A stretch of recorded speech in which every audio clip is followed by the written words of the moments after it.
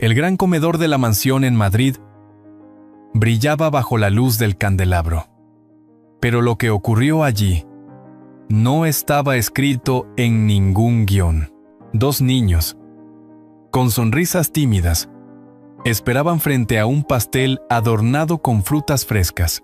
La criada, con gesto cariñoso, colocaba las velas encendidas mientras trataba de devolverles un instante de felicidad. Y entonces, en la puerta, apareció el millonario. Antes de lo previsto, sus ojos se abrieron al contemplar aquella escena. No era lujo, no eran regalos. Era amor sencillo lo que sus hijos habían recuperado. Una imagen tan poderosa que lo dejó sin palabras. Y antes de comenzar, permíteme desearte salud y paz. Dime, ¿desde qué país y a qué hora estás viendo esta historia?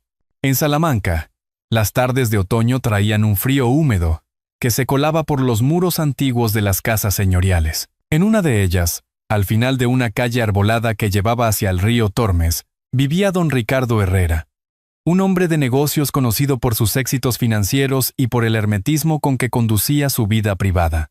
La mansión, con sus muros de piedra dorada y balcones enrejados, era imponente desde fuera, pero en su interior reinaba un silencio que se había convertido en una costumbre. Los vecinos lo saludaban con respeto cuando lo veían bajar de su coche de lujo. Un Audi negro que destacaba entre los utilitarios que solían aparcarse en las calles empedradas del barrio. «Buenas tardes, don Ricardo», murmuraban algunos, pero rara vez recibían más que un leve gesto de cabeza. Él, siempre impecable con sus trajes oscuros, prefería el aislamiento a la conversación. Nadie imaginaba que tras ese rostro severo se escondía un hombre acosado por la soledad. Había enviudado hacía 5 años, y desde entonces sus días se reducían a un esquema rígido. Reuniones en su despacho en la Gran Vía, almuerzos rápidos en restaurantes donde apenas probaba bocado, y regresos nocturnos a una casa demasiado grande para él y para sus 2 pequeños, Hugo y Martina. Los niños habían aprendido a vivir entre paredes silenciosas, con niñeras que entraban y salían como sombras contratadas por horas. Ricardo se convencía a sí mismo de que proveerles comodidades era suficiente.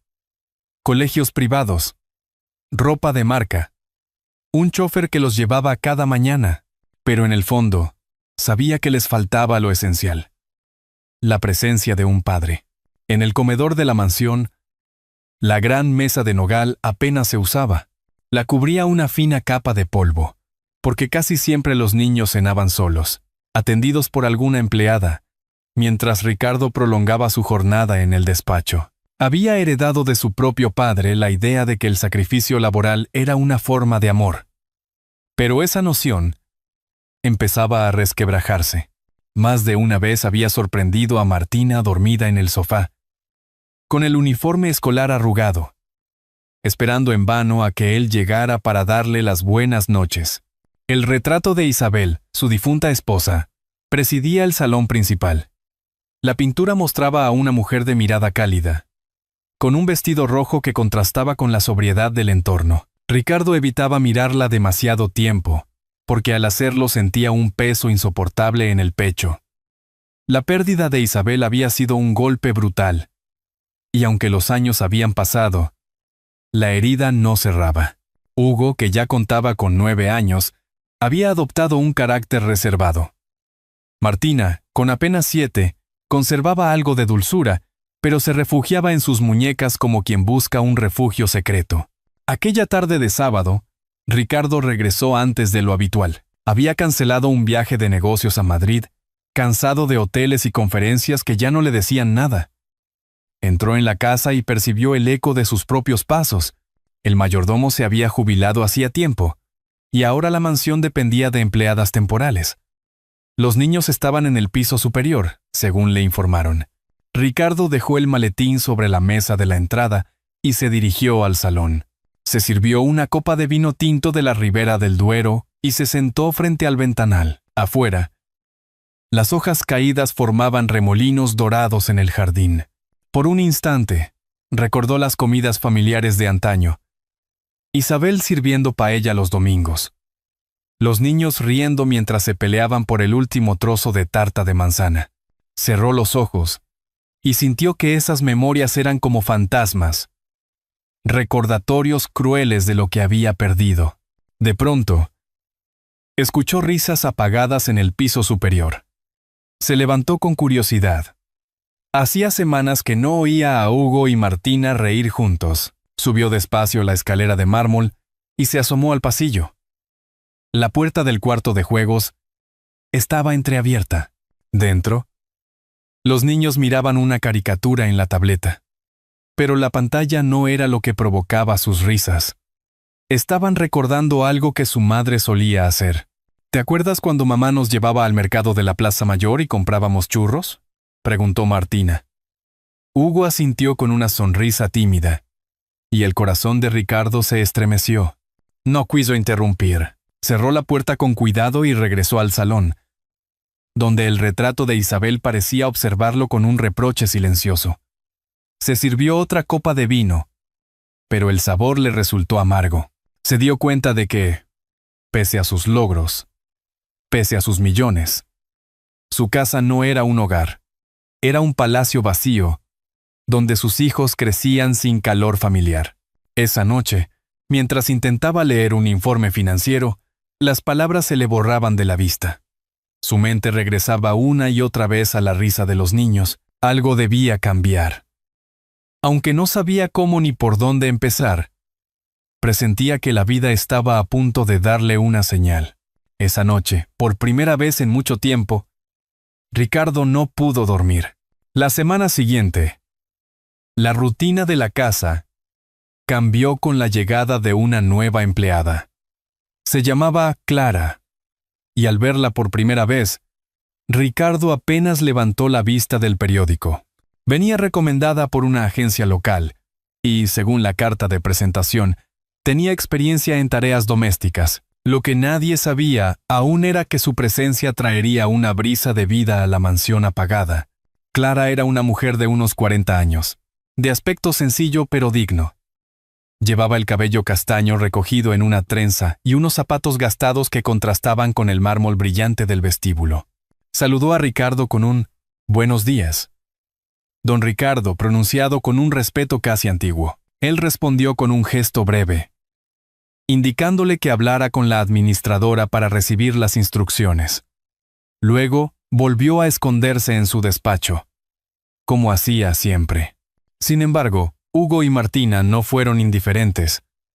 Martina, curiosa por naturaleza, se asomó por la escalera y observó cómo Clara colocaba cuidadosamente las flores en un jarrón del salón. «Huele a jazmín», murmuró la niña. Y Clara le sonrió con dulzura. Fue la primera vez en semanas que Martina sostuvo una mirada sin apartar los ojos de inmediato. Los días siguientes, la presencia de Clara se hizo notar de forma silenciosa. No era solo que limpiara los cristales o dejara la cocina impecable. Era la forma en que silbaba bajito mientras trabajaba, o cómo se detenía a ordenar con delicadeza los juguetes abandonados de Hugo. Descubrió un cuaderno escondido bajo un montón de revistas. Un recetario escrito a mano, con la letra redonda de Isabel. Al abrirlo, se encontró con manchas de harina en las páginas y pequeñas notas al margen que decían «Añadir más azúcar si Hugo ayuda» o «Martina prefiere con canela extra». Clara cerró el cuaderno con cuidado y lo dejó en el mismo lugar, como si fuera un tesoro sagrado. En la cocina, mientras guardaba la compra, notó que el frigorífico estaba repleto de comidas sofisticadas, sushi, pastas con trufa, dulces franceses, pero también se dio cuenta de que casi todo acababa sin tocar. Una tarde, observó cómo Martina apartaba el plato con desgana.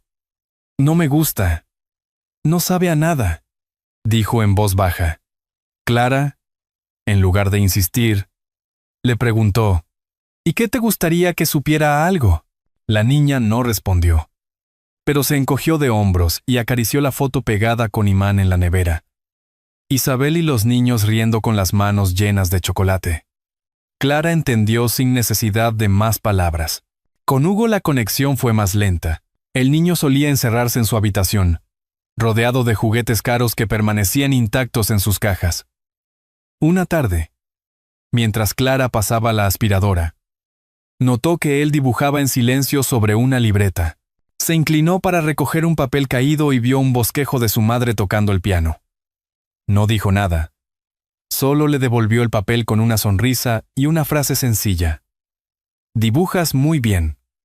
Hugo, el niño, asintió sin mirarla. Pero esa noche no guardó sus lápices en el cajón. Los dejó sobre la mesa, como una invitación inconsciente a que alguien volviera a fijarse. Ricardo, en cambio, seguía distante. Una noche, al llegar tarde de la oficina, encontró a Clara todavía en la cocina. Ella estaba lavando platos y tarareando una melodía antigua, casi un susurro. Él se detuvo en el umbral y reconoció la canción. Isabel la solía cantar a los niños para dormir. El corazón de Ricardo se encogió, pero no dijo nada. Solo carraspeó. Agradeció con voz seca y subió a su habitación. En los pasillos, los ecos de la vida empezaban a mezclarse con el polvo del silencio. Hugo y Martina se acostumbraban poco a poco a la figura de Clara. Y aunque Ricardo se mantenía en su mundo de contratos y balances, algo en la casa había cambiado, como si un soplo nuevo recorriera los muros. Esa noche, mientras Clara cerraba las ventanas, se cruzó con Ricardo, que bajaba a servirse un vaso de agua. Por primera vez, él la miró con atención. No era una mirada de empresario evaluando a una empleada, sino la de un hombre que empezaba a notar que la rutina ya no era exactamente la misma. Clara bajó los ojos con respeto, pero en su interior presentía que aquel lugar escondía más heridas de las que se veían a simple vista. En la penumbra del salón, el retrato de Isabel seguía observando, como un testigo silencioso del cambio que apenas comenzaba. Y Clara, sin saberlo aún, estaba destinada a formar parte esencial de esa transformación. Esa noche, Ricardo volvió a su habitación con un presentimiento extraño. La vida, de algún modo, estaba empezando a moverse en una dirección inesperada. Las mañanas en Salamanca eran frías aquel noviembre. Clara se levantaba temprano para preparar la casa antes de que los niños bajaran.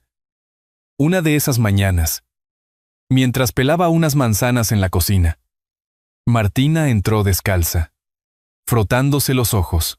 Clara sonrió y le dijo en voz baja: ¿Sabes que estas manzanas pueden convertirse en un pastel delicioso? La niña la miró sorprendida. Nadie había cocinado en la casa desde que su madre faltaba. Ese mismo día, Clara pidió permiso al chófer para detenerse en el mercado de la Plaza Mayor. Compró huevos frescos, harina, chocolate en polvo y canela. Al regresar, colocó los ingredientes sobre la encimera y esperó. Hugo bajó con el ceño fruncido, pero al ver el chocolate, se quedó quieto. Clara le guiñó un ojo. «Tu madre hacía brigadeiros, ¿verdad?» Hugo abrió los ojos con sorpresa.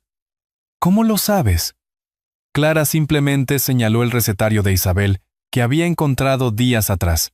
La cocina se llenó pronto de risas y torpezas. Martina quebraba los huevos dejando caer trozos de cáscara en la masa.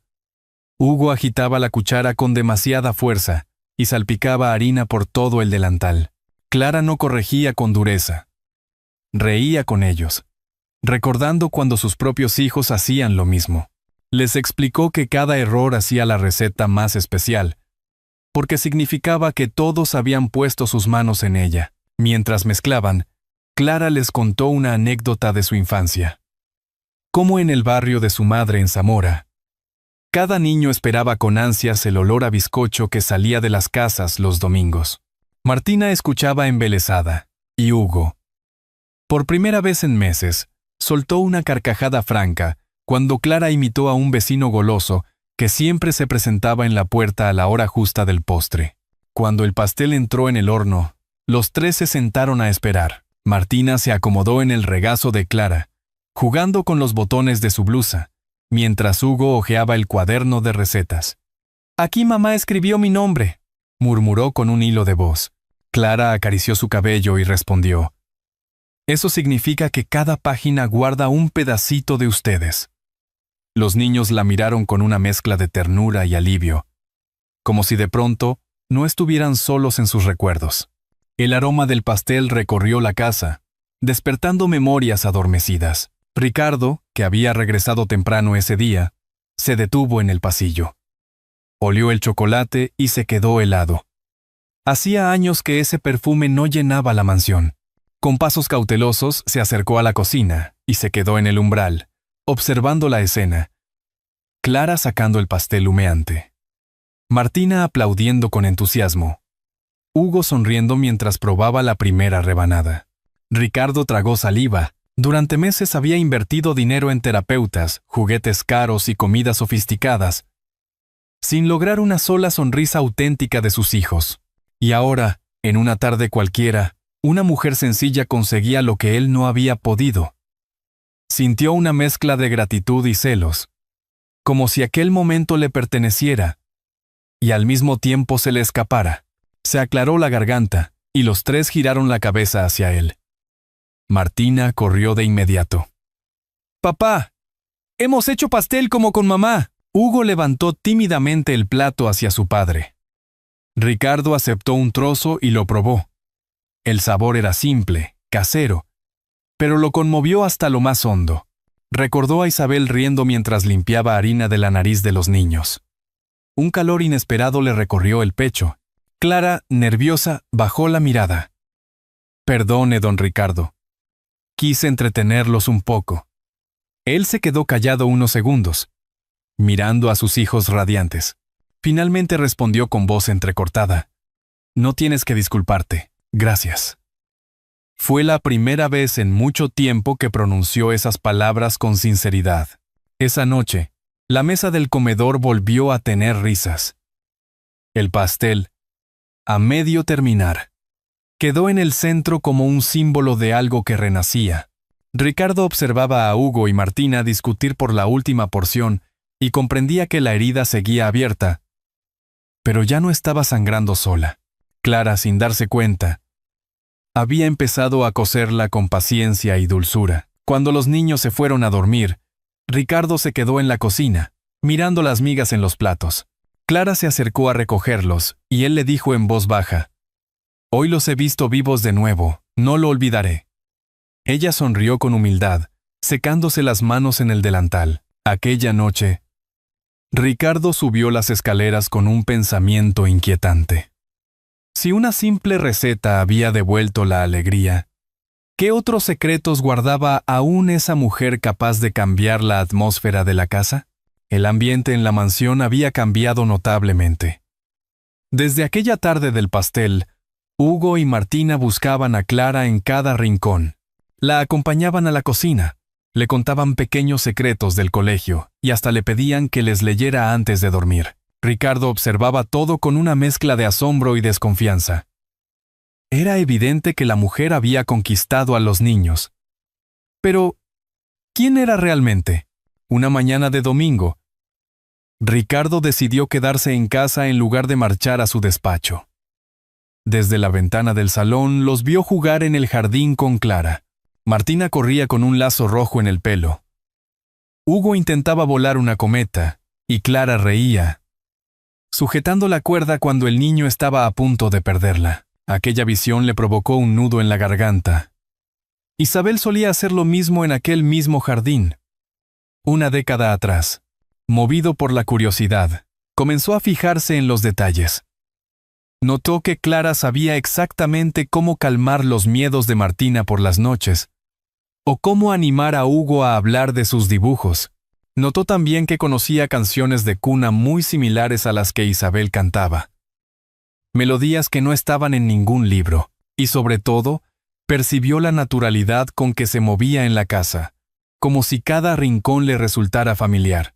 Una tarde lluviosa, Ricardo entró en la cocina y la sorprendió hojeando el viejo recetario de Isabel. Clara cerró el cuaderno de golpe, como una niña atrapada en travesura. «Perdón, señor Herrera», murmuró. Estaba limpiando y... Ricardo la interrumpió con seriedad. Ese cuaderno no se limpia, se respeta. Era de mi esposa. Clara bajó la mirada, pero en sus ojos brilló algo más que respeto. Una emoción profunda, difícil de disimular. La desconfianza empezó a crecer en Ricardo. Preguntó discretamente a la agencia que la había enviado. La respuesta fue vaga. Llevaba poco tiempo con ellos. Había trabajado en algunas casas.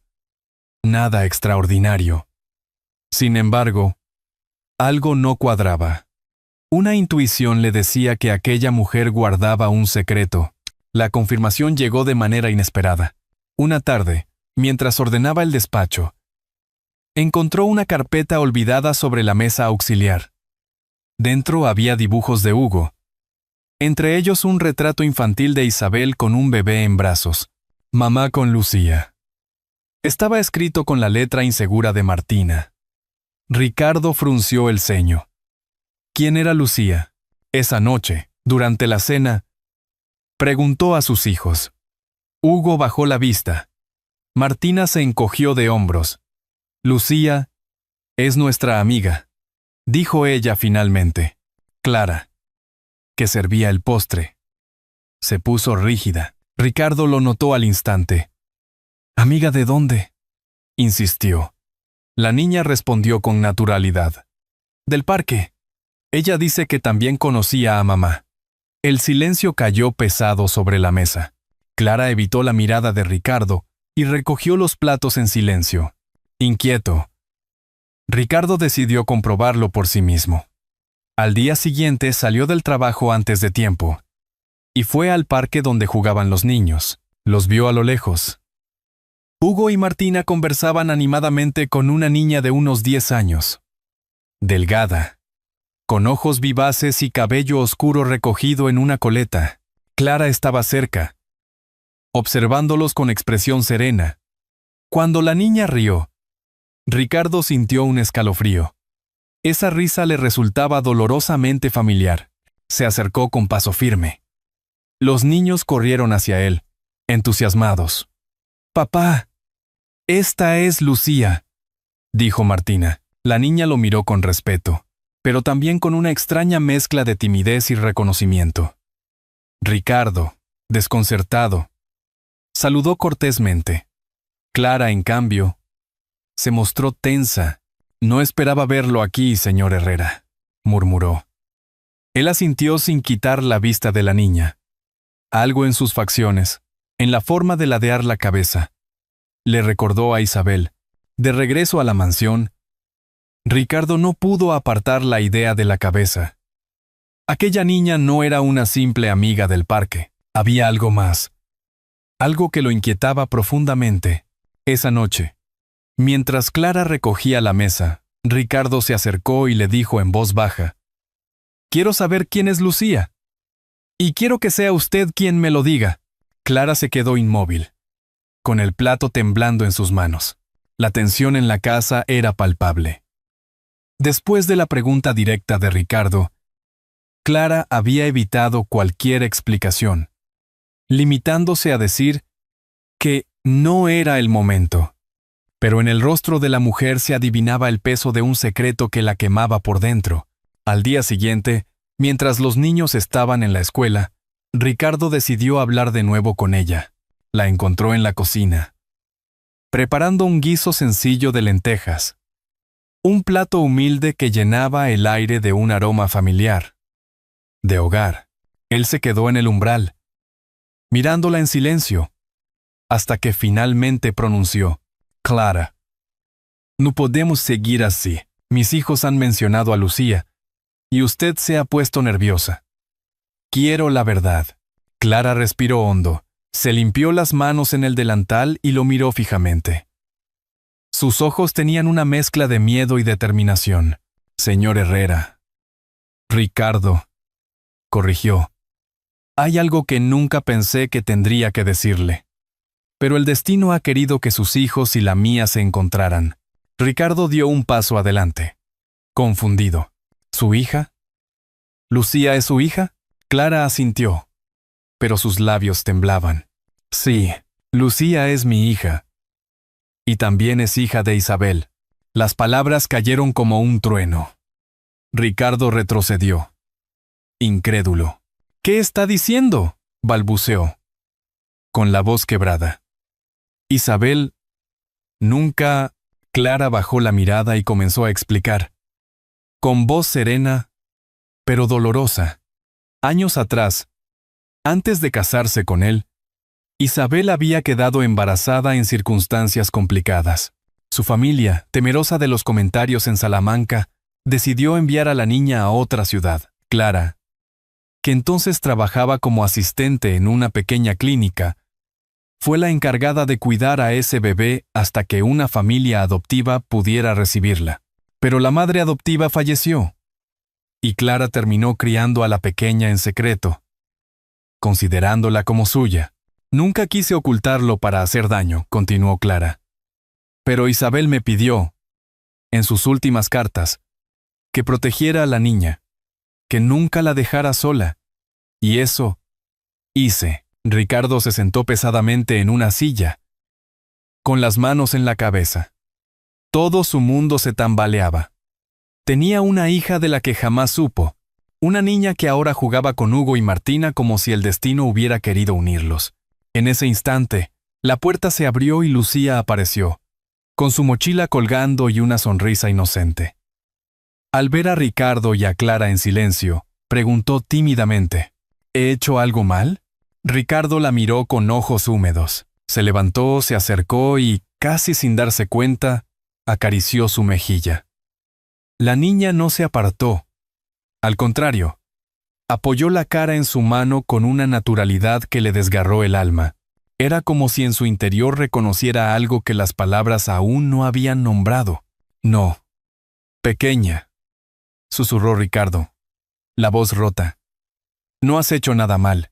Hugo y Martina entraron detrás.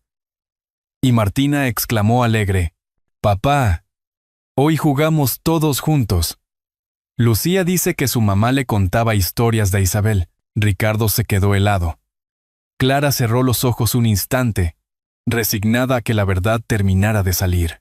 Con voz temblorosa, Ricardo reunió a los 3 niños alrededor y dijo, «Tengo que contaros algo muy importante». Los niños lo miraron expectantes, y Lucía entre ellos parecía contener la respiración. Ricardo buscó las palabras, pero fue Martina quien rompió el silencio. «Papá, Lucía también es de la familia, ¿verdad?». En ese momento, Ricardo no pudo contener más las lágrimas. Se arrodilló frente a los 3 y los abrazó con fuerza. «Sí, hijos», logró decir entre sollozos. «Lucía es vuestra hermana». Los niños se miraron con asombro, y luego la abrazaron también, como si todo tuviera sentido de repente. Clara, de pie, observaba la escena con los ojos inundados, comprendiendo que había llegado el momento que tanto temía y tanto esperaba. Ricardo, con la voz aún quebrada, levantó la vista hacia ella. «Me ocultaste la verdad, Clara. Pero hoy entiendo por qué. No sé cómo perdonarte, ni cómo perdonarme a mí mismo por no haberlo sabido antes. Pero sí sé que no quiero perder más tiempo». La cocina quedó en silencio, solo roto por los sollozos de los niños, y el eco de una revelación que cambiaría sus vidas para siempre. Ricardo se incorporó lentamente, aún con Lucía aferrada a su brazo. Su mirada hacia Clara ya no era de desconfianza, sino de un desconcierto cargado de gratitud y dolor. «Necesito saber todo, Clara. Necesito saber cómo mi hija vivió sin mí durante todos estos años». Clara asintió, y con un gesto invitó a que se sentaran.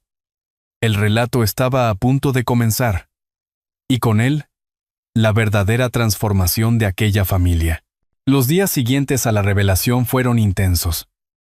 Ricardo apenas podía dormir, repasando en su mente cada recuerdo con Isabel, cada silencio que ahora entendía distinto.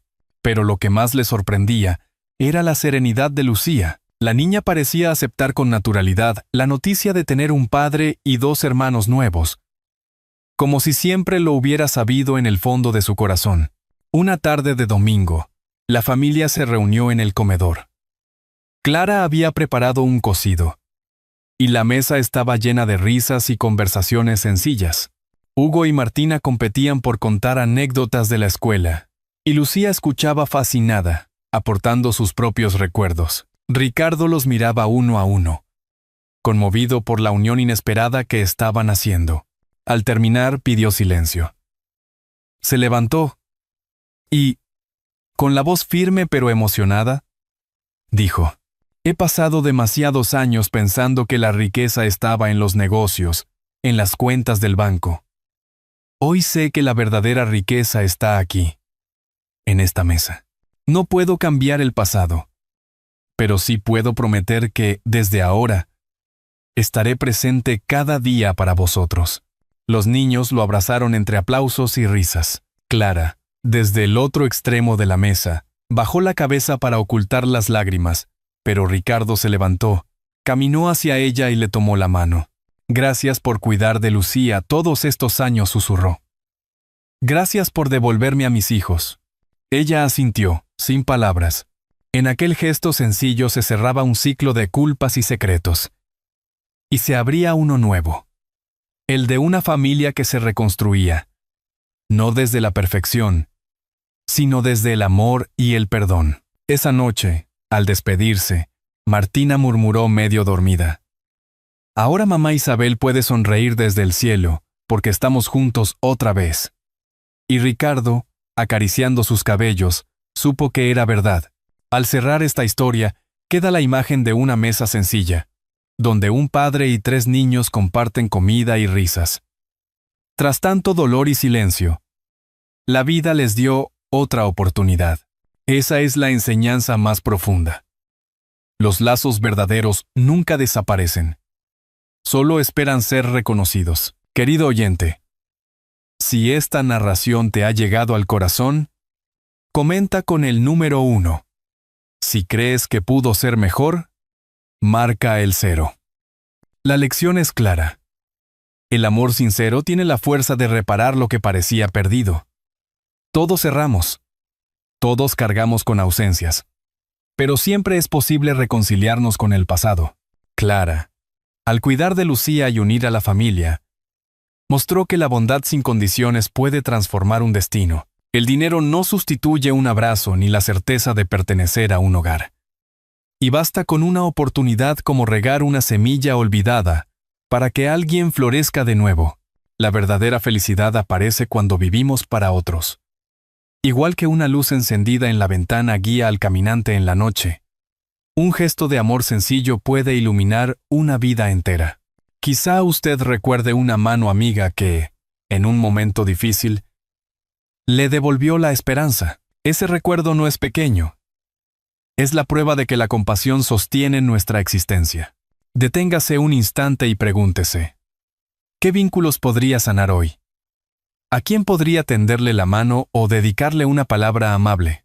Tal vez la respuesta esté cerca. Un nieto que espera nuestra sonrisa. Un vecino que necesita ser escuchado. Un hermano con quien aún podemos reconciliarnos. Si esta historia tocó su corazón, compártala con alguien que lo necesite. Porque, al final, un hogar no se mide por sus paredes, sino por la calidez de quienes se sientan juntos alrededor de la mesa.